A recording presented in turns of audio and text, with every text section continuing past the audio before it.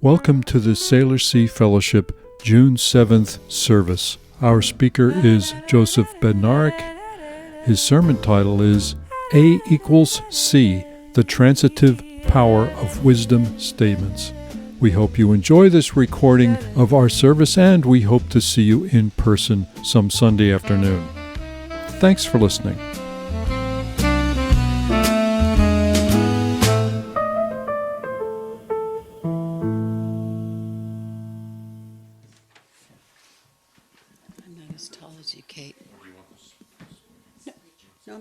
I'm good. Good afternoon. My name's Judy King. I'm your treasurer for the Salish Sea Fellowship. We have a few announcements today, actually quite a few, but I'll be as fast as I can. Next week, on Sunday, the 14th, is our usual potluck, which starts here at 5 p.m. Doors open at 4:30 for some early socializing. And Nils wanted me to mention that it's our birthday, our second birthday. We've been doing this for 2 years already. And there will be cake.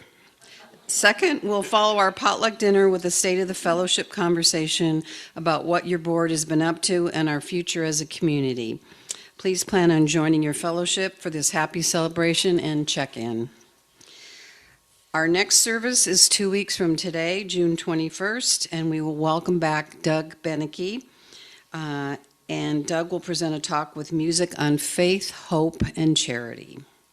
On June 28th, we're going to continue our friendship suppers, which are simple potlucks at members' homes where we can get to know each other better, enjoy some good food.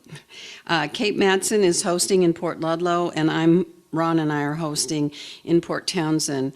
Last that we checked, there was still room at both venues. The sign-up link is in your community update. And Kate brought up a good thing. We're having these in 2 different locations to make them accessible to people geographically. But if you live in Port Townsend and you want to go to Port Ludlow or the other way around, feel free to sign up for whichever one you want to attend.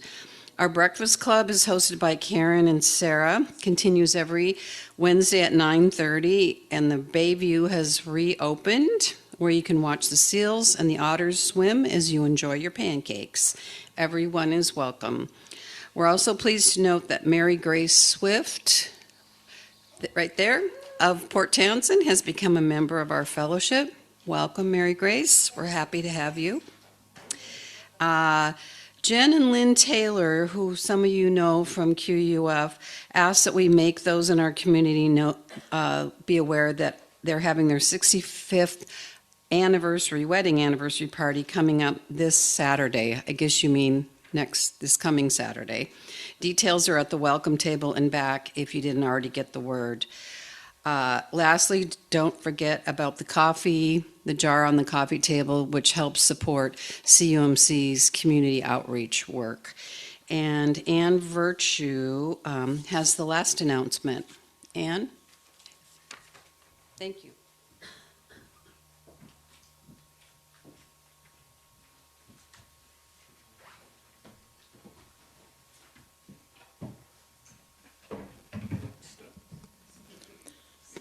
Hi. So I'm single since my husband died 2 years ago, and it has occurred to me that there's a number of us here that aren't married, have never been married or divorced, and many, many of us have been widowed. And I thought some of us know each other pretty well, and others, we don't know each other at all, or we know each other very little. So I would like to get us together. So I am having a spaghetti dinner, both vegetarian and meat, at my house this coming Friday. And I live in Port Townsend. And over on the you can sign in. Please sign in to RSVP. And this will just be spaghetti, some wine, bread, salad. You don't have to bring anything with you. But this is just a place to get us started. I think many of us could at least occasionally get together, celebrate a holiday together, go to a movie, go for a walk, do some things together. And also, there's a very big issue for most of us who are aging and we live alone. And it would be very good if we are a little more organized on having a person or several people who we could call first thing. You know, this would be the person that if we are having an immediate problem or we have had to go to the emergency room, we could call that person. And if that person's not available, we'd have another name to call. And we can help each other. So let's give it a try. And I do hope some people will sign up to come to my house on Friday night at 5:30.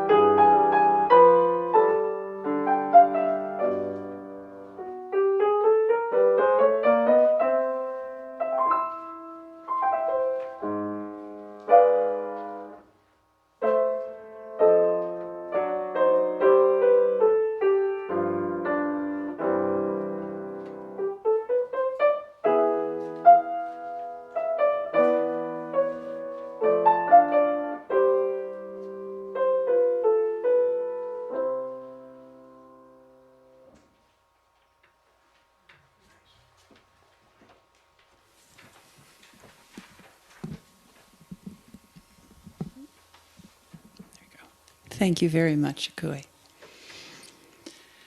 Good afternoon, and welcome to the Salish Sea Fellowship. We are a religious community of loving hearts and open minds, embracing the traditional principles of Unitarianism and Universalism. My name is Kate Madson, today's pulpit assistant. Welcome also to those of you zooming in. We're glad that you're with us as well. I'd like to ask that those of you in the room, please silence your phones, and those of you online, please make sure that you're muted so as not to disturb our time together. Thank you. We're joined today by Joseph Bednarik, the retired co-publisher of Copper Canyon Press and frequent speaker at Salish Sea and at UU Fellowships in the region. Thank you for being with us. Is anyone here joining us for the first time? If so, and if you're willing, please stand or raise your hand, and Karen Wobstad will bring you the microphone so you can briefly introduce yourself. Well, I don't know if I'm really qualified. This isn't the first time I've been here, but it is the first time I've been here as a member. So I am a new member, and I'm very happy to have found this community to join. I was looking for something that could connect me more closely with my home and to others here, because, I've aged out of an awful lot of things. Right. And so a lot of the things that I used to enjoy doing and had people to do it with, that's stopping. So I'm very happy to be here. I was a very brief biography. I was born in Oklahoma, came to California in 1949 when my father came to Stanford Research Institute. He was a scientist, and lived and grew up in Palo Alto, California. I'm married to my husband, Bob Steele, who is or was a commercial fisherman, so quite different from the academics and the other. And then I went back to law school in 1977. I graduated in 1980. So I was glad to find a fisherman and not a lawyer. Okay, so I'm happy to be here, and I intend to make this my religious home. And so I'm very happy to meet you all. Thank you, Mary Grace. It'll be a pleasure getting to know you better and you getting to know us. Anyone else? I think I recognize just about everybody. Okay. All right, terrific. Well, welcome, Mary Grace especially, and I know you'll stay for refreshments so that we can get to know you better. Good. And now I invite us to settle in and quiet our minds, and we begin our sacred time together by ringing our chime.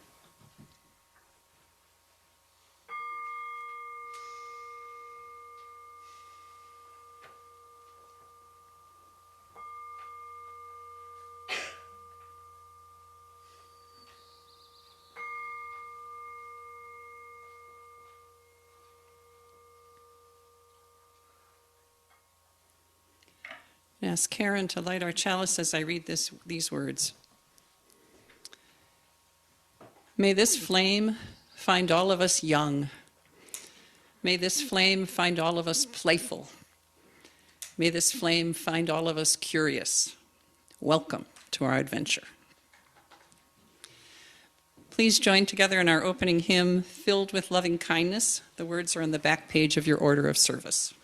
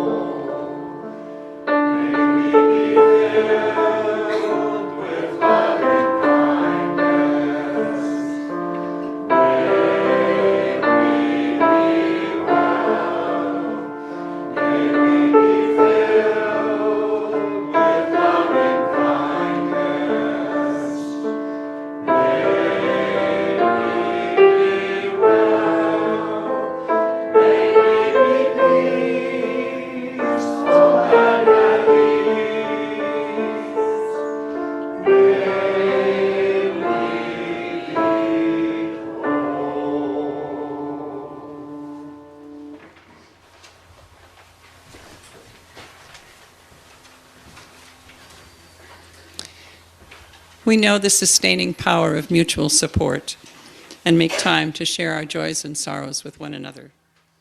Karen, will you please lead us in this portion of the service?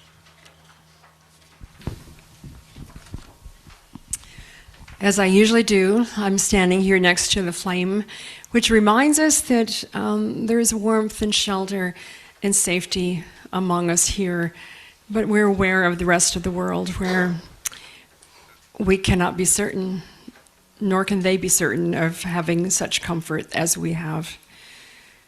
Let's just take a breath and think about those people that we don't know about, that we wish we could help better than we find ways at this moment.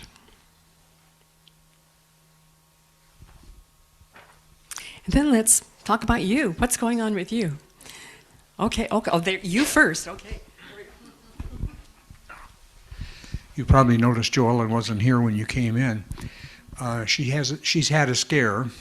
She went to her rheumatologist, and she had a thing growing on her leg, and the rheumatologist looked at it and said, "Go to urgent care." She went to urgent care, and the urgent care doctor took a picture of it and didn't send her to the dermatologist. He sent her straight to the surgeon. So, sounds scary. She's scared. So she's going to limit contact until Wednesday morning, and at which time she will be surged. And hopefully it's a basal cell, or maybe she's growing a new brain. Who knows? We could all wish for a new brain, I guess, but let's keep Joellen in our thoughts. This is a scary time when someone who knows what they're doing says you need help. So. Today's a day to celebrate another trip around the sun for Sherry. It's her birthday. Oh, yeah. Is there a song for that? Happy birthday to you. Happy birthday to you. Happy birthday, dear Sherry. Happy birthday to you. I hope that didn't sound like a dirge, but... But it got a little color in your cheeks. Did you notice like that? Happy birthday, Sherry. I am also here spouseless, in addition to Al. Virginia has had 2 decades-long friends within the last 2-3 days have passed away. And she is tired, and she has decided to stay home today. But she's doing well. Thank you for that. We have a lot of those occasions going around here these days. Well, many of you know Nam-Toby Terrell either through QUF, or maybe you've read one of the many, many things that she's sent into the Port Townsend later. Well, this last Wednesday, she had a pretty serious fall, and she posted this on Facebook, so I figure it's public information. And I'm going to read what she wrote. It says, "On Wednesday, I fell while walking and really injured my face, eye, and knee. I tripped and spent the day in the emergency room. Right now, I look like a fighter who lost the fight. And it's most challenging, but I hope I will heal. Have stitches over my forehead. This is just something that has upset my life." I can just hear her voice here. "This is just something that has upset my life, and with the help of neighbors and friends, I will survive. It just demands me not to give up on myself. My cat is also upset by me walking around with a walker. I appreciate your prayers that I can rise above this accident. My knee has a hairline fracture and must be kept in a brace at all times. So I just need to share this with you this morning." And then she says, "Thanks for reading any advice." So keep her in your thoughts, and if you can help her out, do so. So, Rob, what do you want to talk about that?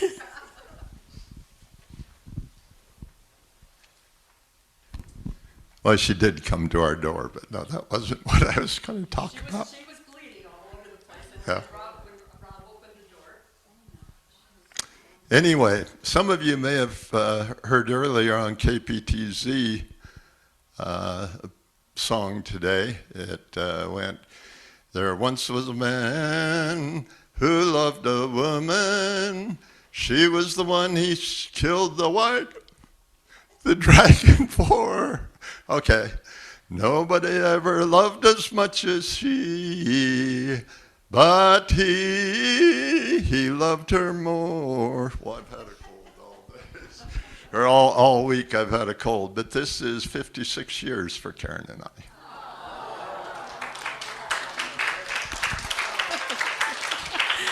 I. I was going to say that's a really long time, but thank you. I'm just going to say thank you. It is today, yes.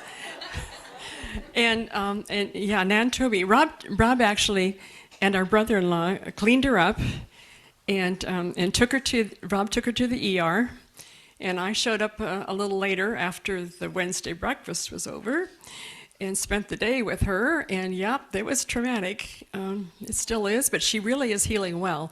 It's just remarkable how bodies heal. That black and blue is now a lovely yellow, for the most part. And she, no vision problems, no teeth were involved.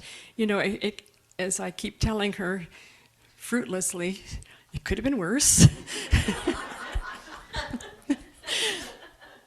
So onward, and she's had a lot of neighbors kick in, and the meal train is underway, and so she's a little overwhelmed with people at this point. Having put out the message, they got it, they showed up, and now she wants them to back off.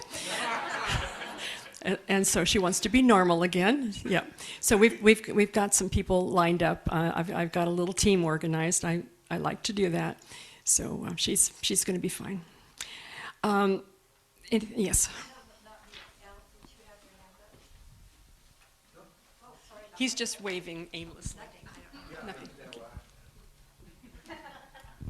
I'm Joni Murphy, and I just want to say I appreciate this community so much and how many people step up to help and keep company and watch over each other and carry each other in our hearts, and I feel really fortunate to be part of it.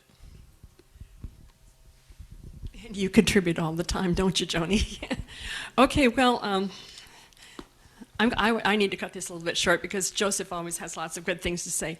So thinking about, what? Yes. and so when I'm thinking of what am I going to talk about, I go to my refrigerator. I go to my refrigerator a lot because I have magnets all over the refrigerator. I don't need to open it to get the ice cream. It's to get the inspiration. So the 7 principles, that's right there. Well, I've already done that before. That's always worth doing again. This one comes from Virginia, actually, Nixon. At some point, she sent me, and maybe you too, a card that had this in it. You and I have been given the opportunity to consider life through each other's personal perceptions. You and I have been given the opportunity to consider life through each other's personal perceptions. It really is a privilege to be close up and personal with somebody else when they're in distress. So, and also in the refrigerator is 2 pages worth of how to build communities. And this was Rob found this at Kingston, and it was written by somebody else in Syracuse in the 90s sometime. I have a lot of copies out in the back, or that I will put out in the back, so you can inspire yourself from the refrigerator.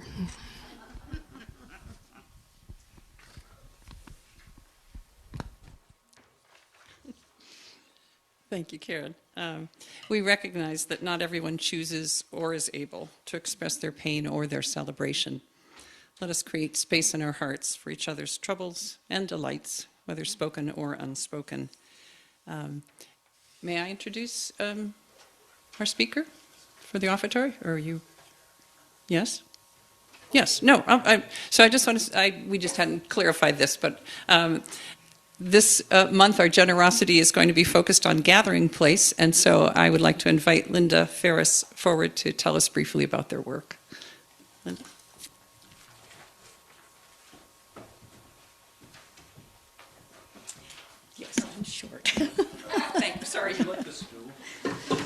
Do I need a stool? Yeah, it'd be nice to get they can see that. Just don't fall off it. No, well, you'll catch me if I do.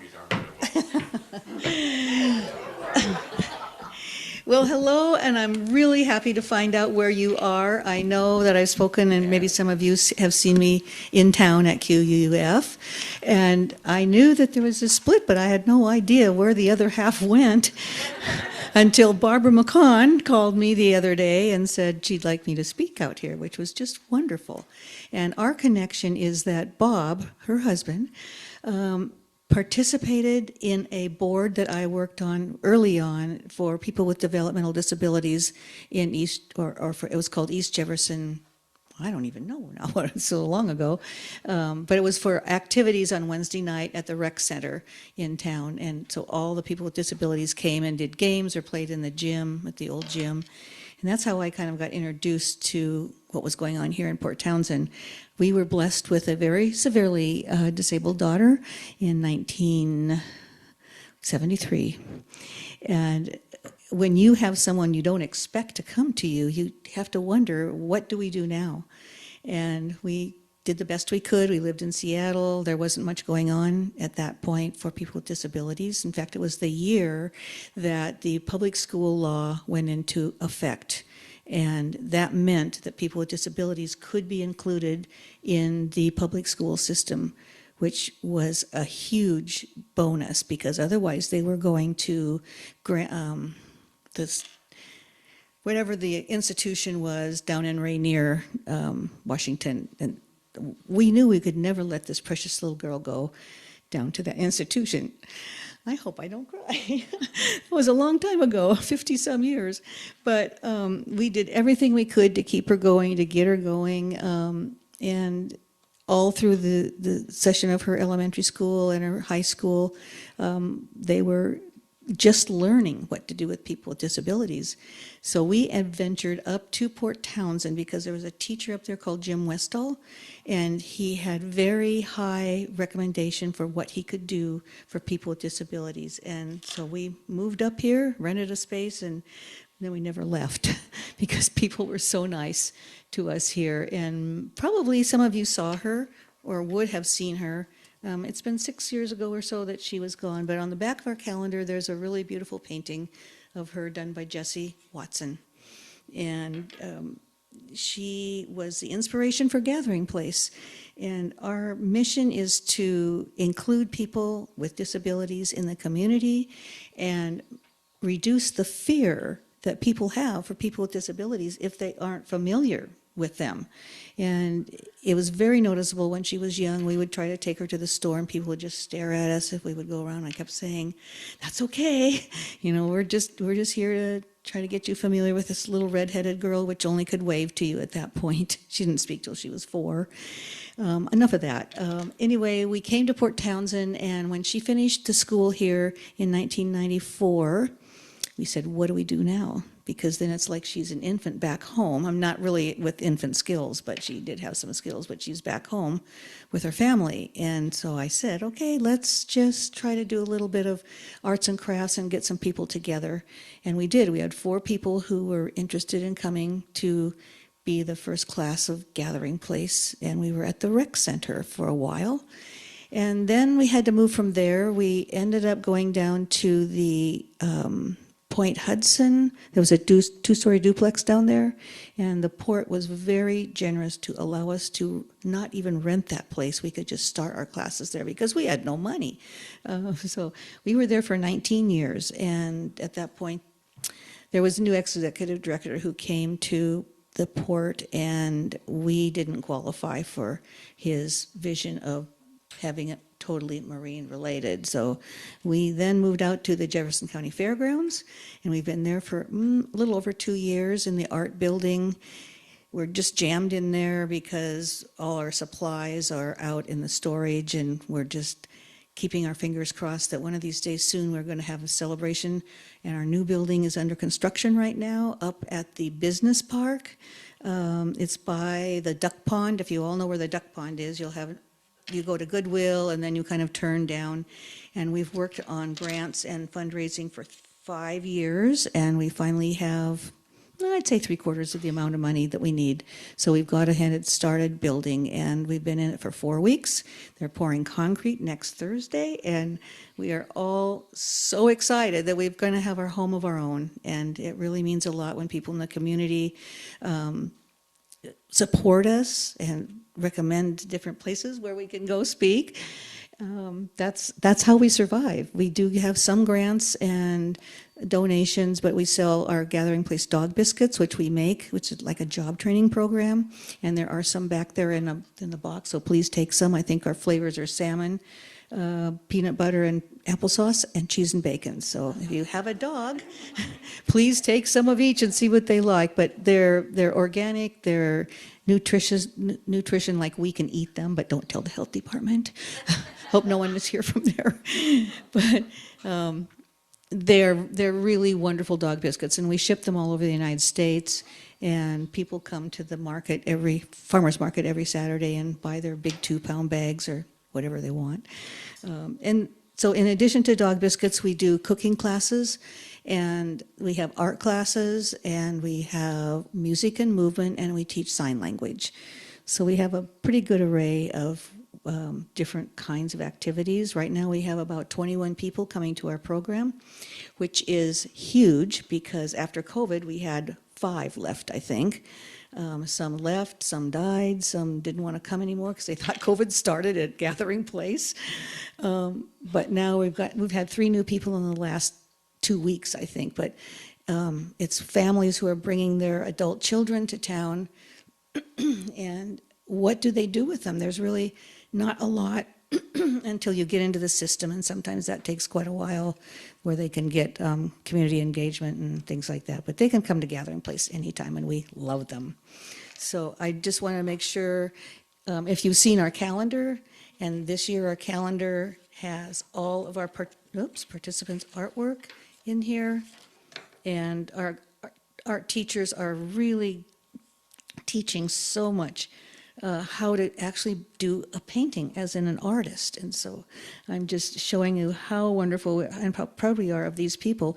And some of them really can't do a lot, it appears, but with some instruction, they can get the paint on the paper, and they're so proud of themselves when they see this. It's so amazing. It warms my heart every day when I go to class and see the progress that they're making and all the fun things that they're having. And people come in, so they're not so fearful anymore. So thank you for inviting me. I'm sure there's things out on the table that you can take. So I'm going to get off this stool now. Safely.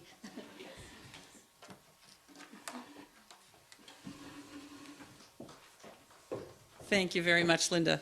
And our ushers will now come among us with baskets for our contributions to Gathering Place while we listen to Pat Killian and Al Thompson.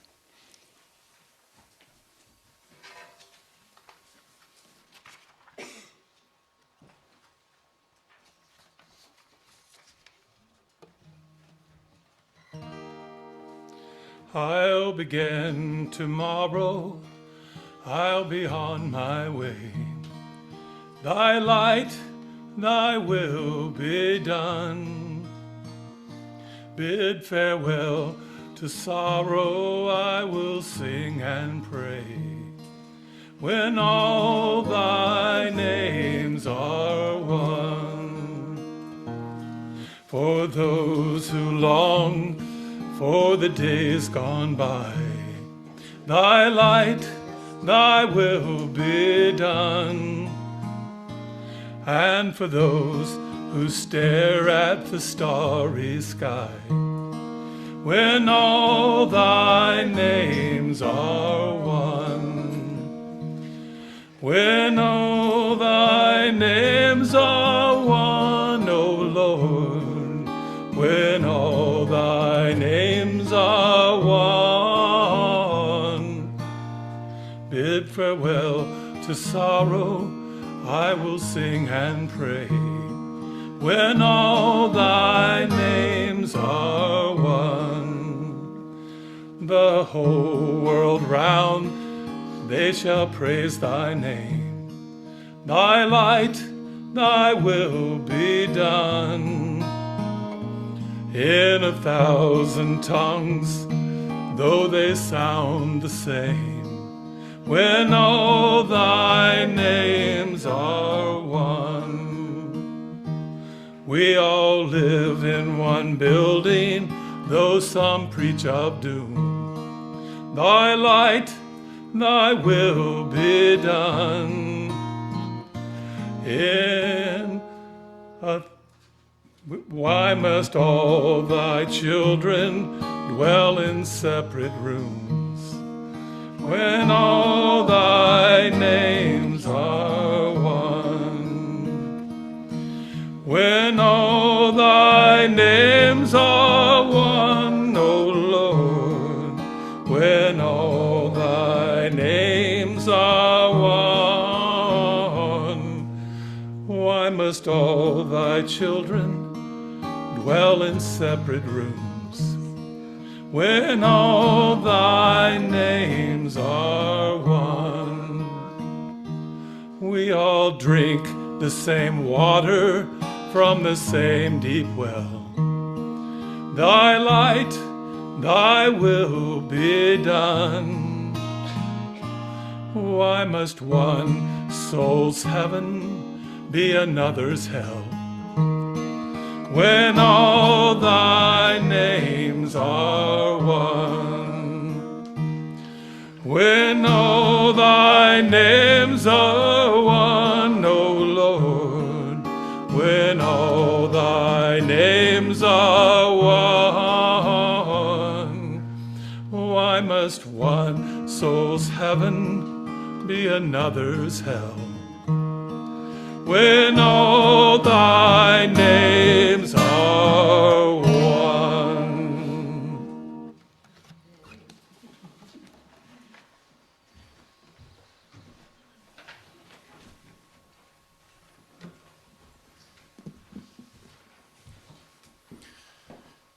Before we go to the reading, I just want to say that this service is, for me personally, is serving as a huge vitamin pill. No AI was used in the creation of this service. We've been hearing live music. We're in the presence of one of the founders of Gathering Place. Thank you so much for the work that you've done. Every time I saw your daughter, big bright smile came over my face. Fantastic.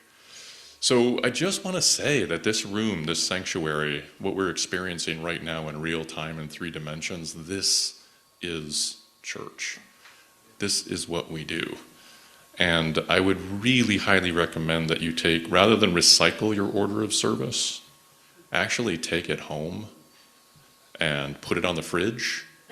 And this week, when you hear some really shitty news, pull it down and sing one of the songs to yourself, loud. And I realize it's a weird thing to read a winter poem here as we're approaching summer, but what the heck, we're going to go for it. This reading is called Shoveling Snow with Buddha by Billy Collins. In the usual iconography of the temple or the local walk, you would never see him doing such a thing, tossing the dry snow over a mountain of his bare, round shoulder, his hair tied in a knot, a model of concentration. Sitting is more his speed, if that's the word for what he does or does not do. Even the season is wrong for him.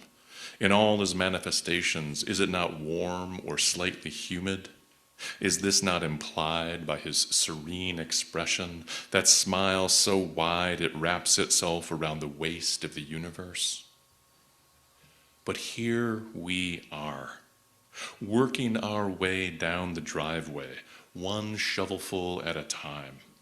We toss the light powder into the clean air. We feel the cold mist on our faces. And with every heave, we disappear and become lost to each other in these sudden clouds of our own making, these fountain bursts of snow. This is so much better than a sermon in church, I say out loud. But Buddha keeps on shoveling. This is the true religion, the religion of snow and sunlight and winter geese barking in the sky, I say. But he is too busy to hear me. He has thrown himself into shoveling snow, as if it were the purpose of existence, as if the sign of a perfect life were a clean driveway you could back the car down easily and drive off into the vanities of the world with a broken heater fan and a song on the radio. All morning long, we work side by side, me with my commentary and he inside his generous pocket of silence, until the hour is nearly noon, and the snow is piled high all around us. Then I hear him speak. After this, he asks, "Can we go inside and play cards?" "Certainly," I reply, "and I will heat some milk and bring cups of hot chocolate to the table while you shuffle the deck and our boots stand dripping by the door."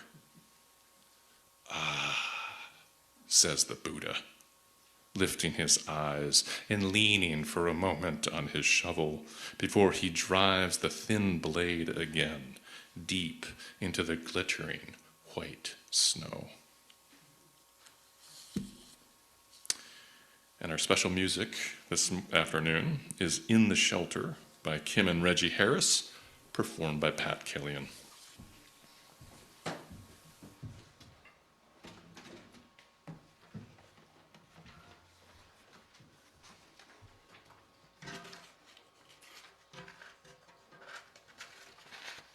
The chorus to this song kind of lends itself to sort of a call and response. So there's space when I sing, "In the shelter," you can sing "In the shelter" after me, "of each other," then you sing "of each other," and there'll be space after each place. Or maybe after a few, we go around the third time, you'll just sing along with me.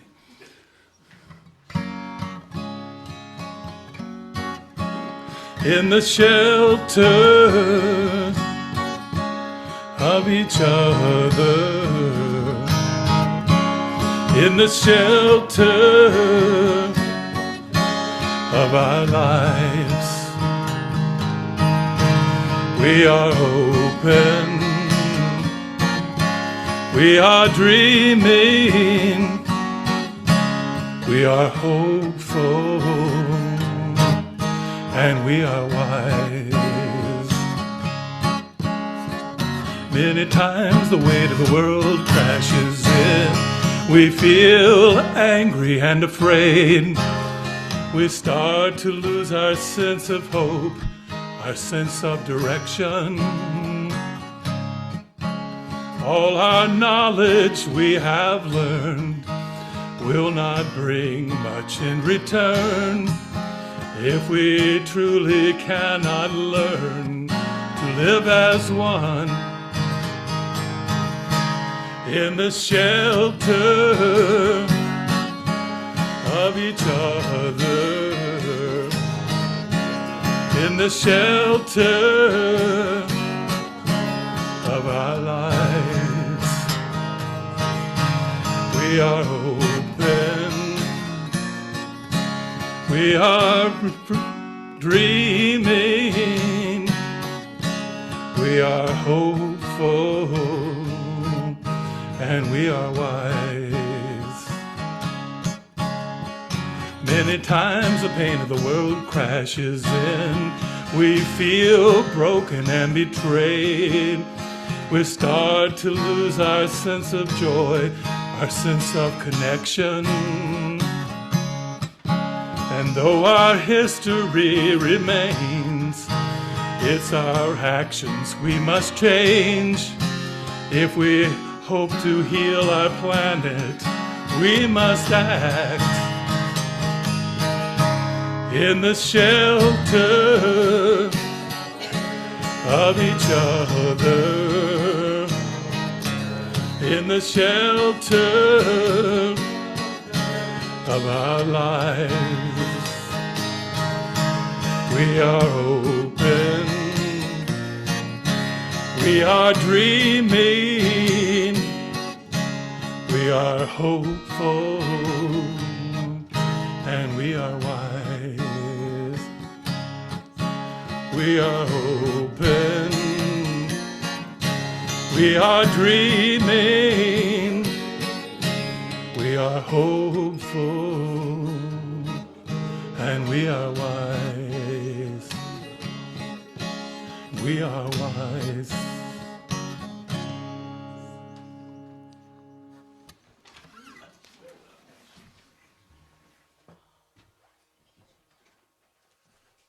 Pat bringing his axe today. That's fantastic. Thank you, Pat. And may I just say that I forgot to acknowledge his birthday coming up on the 10th? Do we have to do it again? No. Okay, we know it again. I wasn't sure if it was a joy or sorrow. Talk to us on the 10th. Well, thank you very much, and good afternoon. Did you ever see those movies back in the day when they used to have the bouncing ball on the words at the bottom? I feel like this sermon sort of needs a bouncing ball with the words. If you feel like you've lost the thread, just hang in there and maybe sing a song to yourself or something until you come on back, or imagine shoveling snow with Buddha. Anyway. One of the fundamental principles of mathematics is the transitive property of equality, which boils down to its neat if-then statement. If A equals B and B equals C, then A equals C. In other words, 1 plus 4 equals 5, 7 minus 2 equals 5, then 1 plus 4 equals 7 minus 2.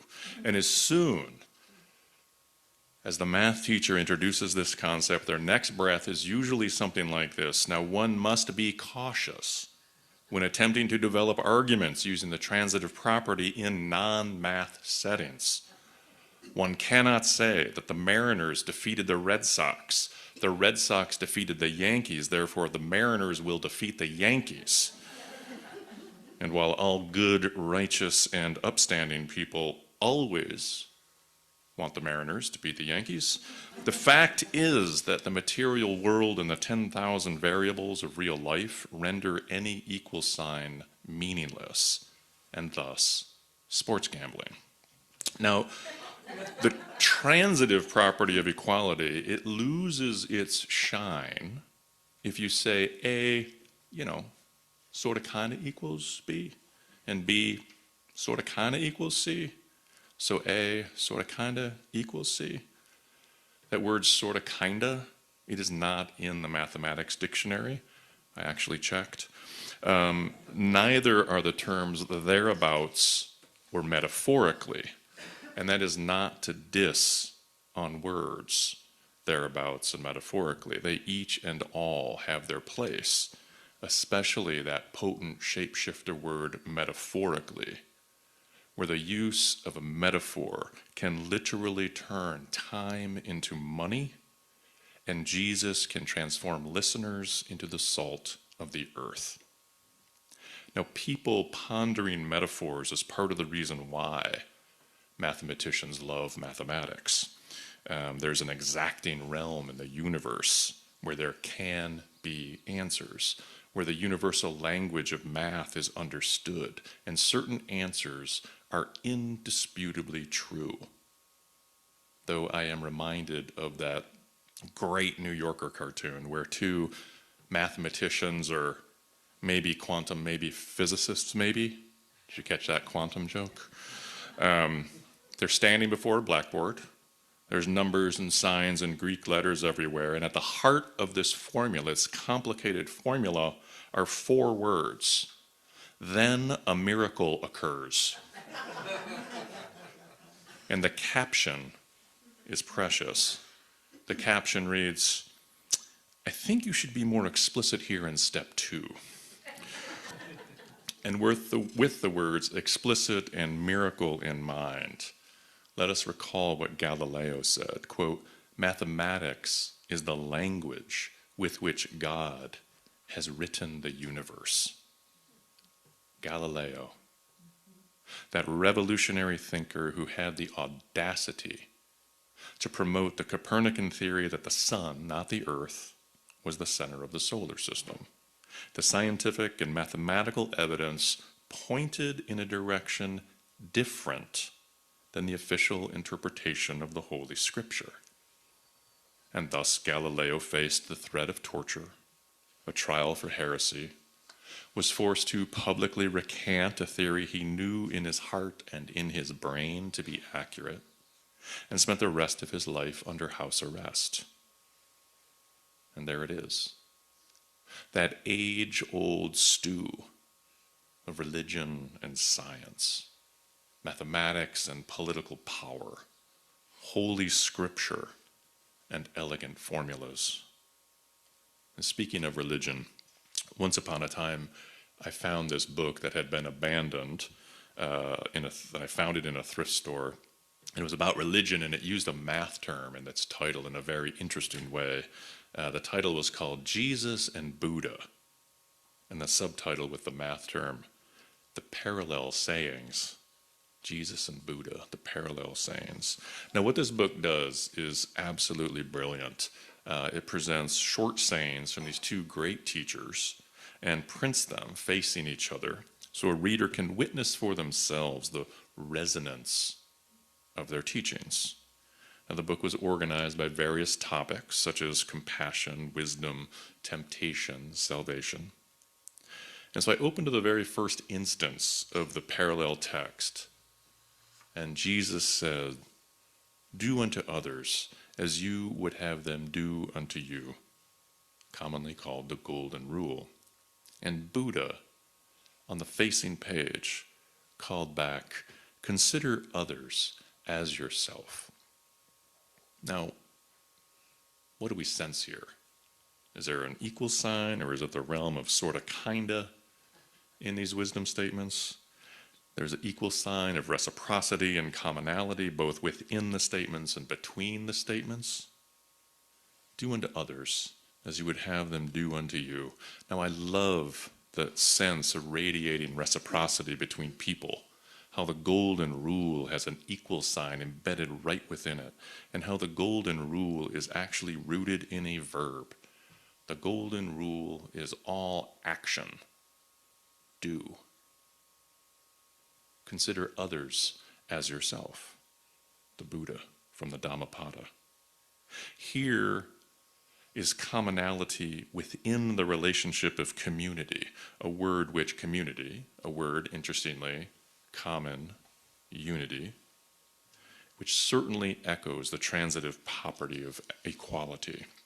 And because we practice a religion called Unitarian Universalism, let's consider the grounding value of this religion, of our religion, in the equation.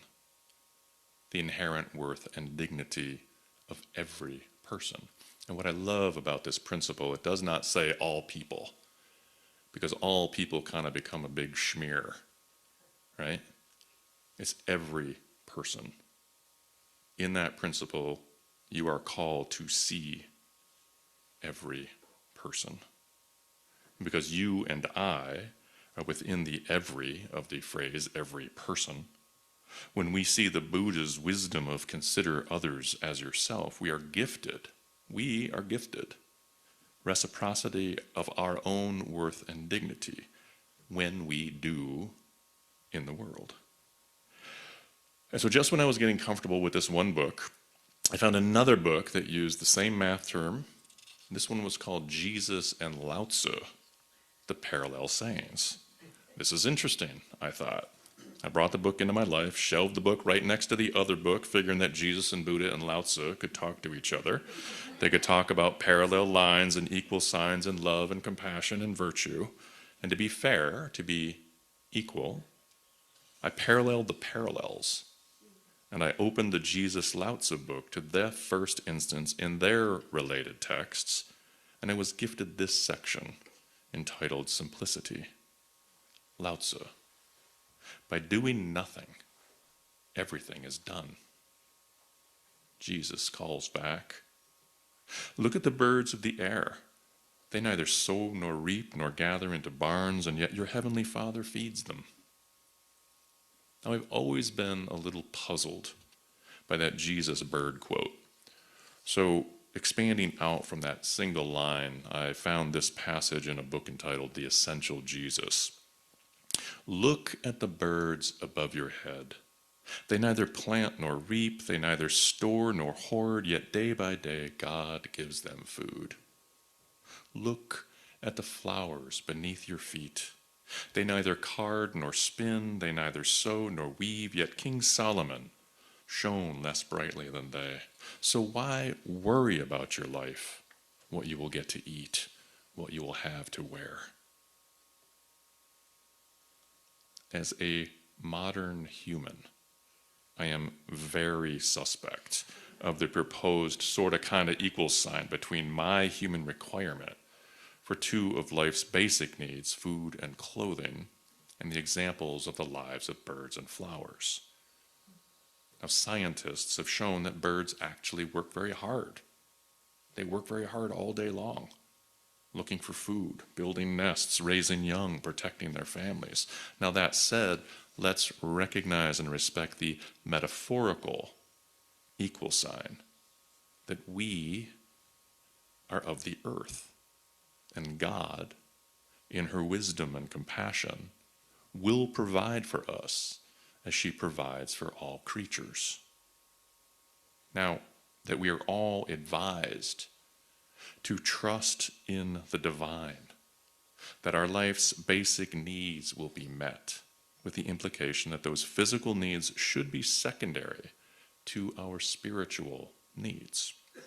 Now, it's interesting to note, too, that this is the gospel verse where that famous line appears, one of my favorite lines, "O ye of little faith," with that little faith challenging any lack of trust in God's generosity.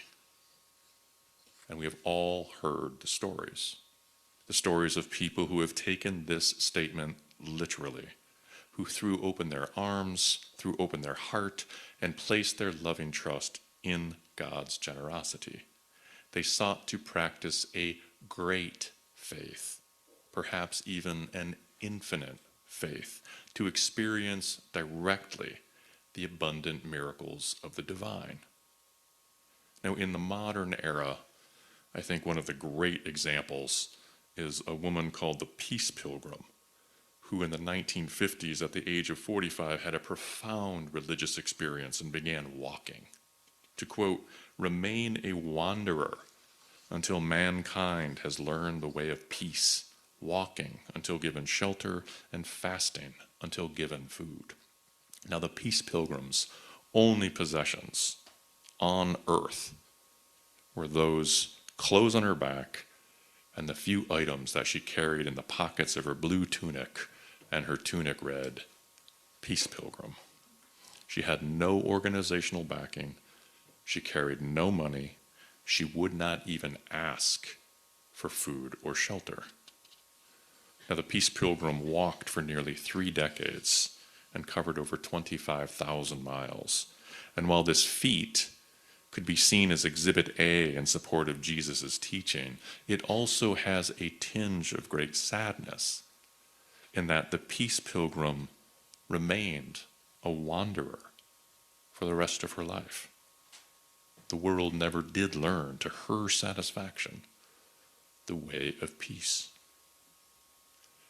And speaking of the way, now let's move from Jesus' birds to and flowers to Lao Tzu's line, "By doing nothing, everything is done." And so let's do with the birds and the flowers, let's witness the entire passage, number 48, from the Tao Te Ching, translation by Red Pine, who's a great Chinese scholar and translator who lives here in Port Townsend. "Those who seek learning gain every day. Those who seek the way lose every day. They lose and they lose until they find nothing to do. Nothing to do means nothing not done. Those who rule the world aren't busy. Those who are busy can't rule the world." And please note that I willfully chose a different translation from the ones cited in the parallel text. And that's one of the sub-themes of this particular talk, is the art of translation and trying to get at the meanings of words. Now compare these lines from a couple of different translations and hear, whether you hear an equal sign, whether you hear sorta, kinda, whether you hear anything. By doing nothing, everything is done. Nothing to do means nothing not done. And there are many, many, many different English translations of the Tao Te Ching. I think I've mentioned it here before. I actually own over 100 different English translations. And please don't overthink what that means.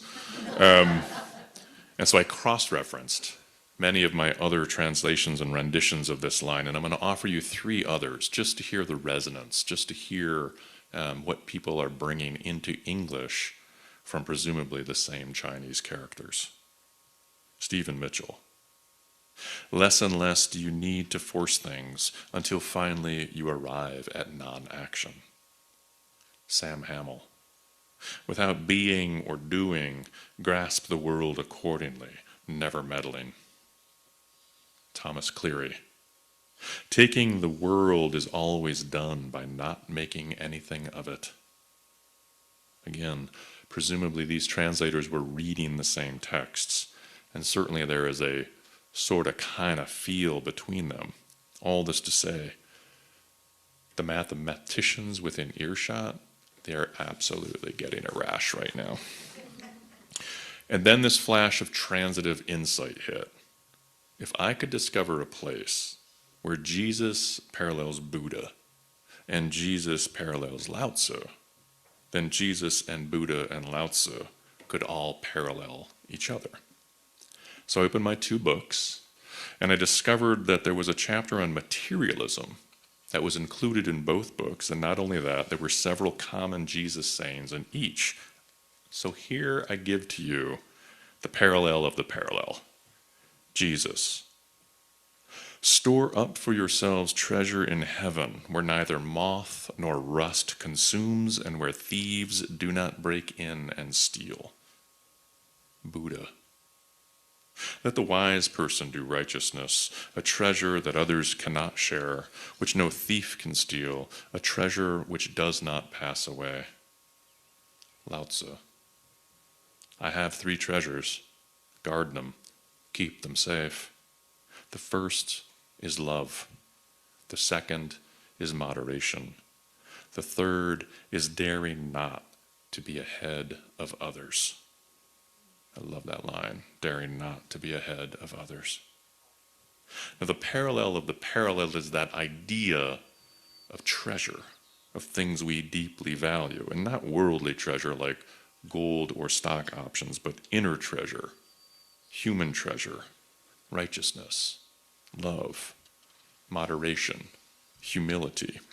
In each too, there's the recognition of the risks to treasure, thieves, rust, moths, and all. It is incumbent upon us to both recognize our treasures and to care for them. And here's where we spotlight Lao Tzu and the first of his 3 treasures. I think the most important treasure, the one I value greatly, love. And now let's add another spotlight on the core value, the core principles of universalism, where God is love. And now we call forth the transitive property of equality, where A equals C. And if we have a treasure that is love, and God is love, then God is within us. Or better yet, if we practice doing love through the golden rule, we practice love together in common unity, community, and God becomes more manifest on earth. Or, finally, pondering all this fanciful patter and multiple translations, considering all these equal signs and sorta kindas, all this transitive play, all this translation across languages, perhaps we consider the birds of the sky and the flowers of the field and allow life's temporal arrow to point straight toward our singular human heart.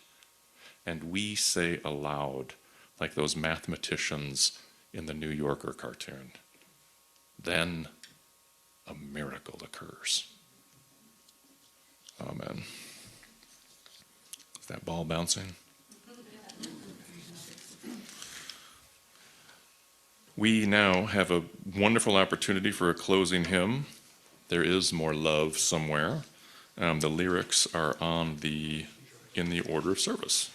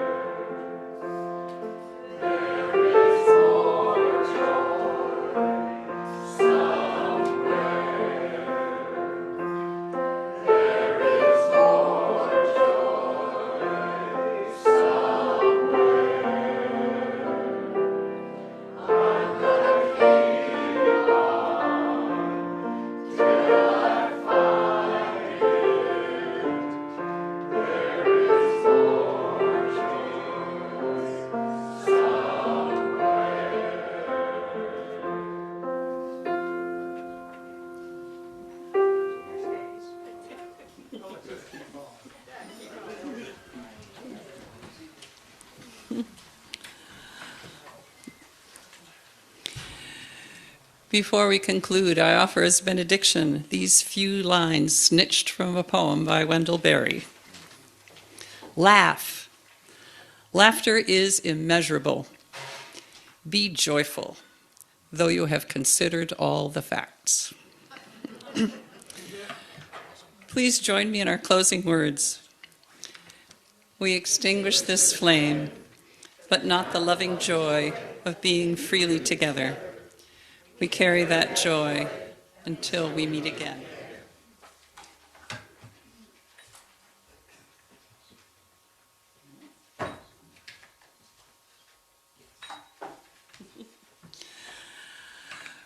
Please stay and enjoy some refreshments. Thanks to our coffee hosts, Anne Virtue and Sherry Mudrow. And remember that you are invited to join Joseph and others in the library in about 15 minutes for discussion.